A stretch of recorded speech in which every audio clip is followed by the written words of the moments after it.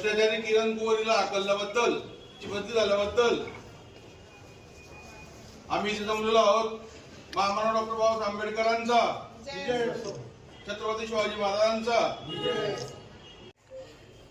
आम्ही या किरण कुवर या भ्रष्टाचारी अधिकारी महिलाने इथे उच्चात्म माजवलेला होता.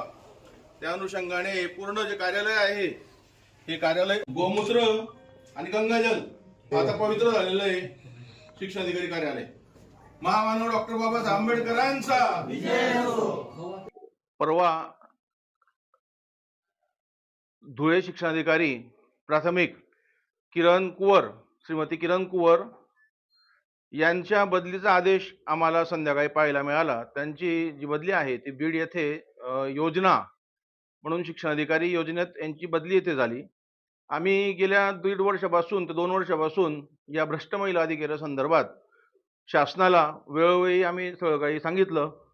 तसेच धुळे जिल्हा परिषदेचे सीओ आहेत यांना देखील आम्ही वेळोवेळी यांना निदर्शनास गोष्टी आणून दिल्या. त्या महिलेवरती गुन्हे दाखल असताना तिने बनावट पद्धतीने इथे तिची नियुक्ती दाखवली. ही नियुक्ती इथे असताना तिने बनावट पद्धतीने इथे खूप साऱ्या लोकांचे इथे अनधिकृत कामं केले. अक्षरशः तिने गोरगरीब शेतकरी, कष्टकरी, मेहनती या सगळ्या लोकांना तिने खूप लुबाडलं.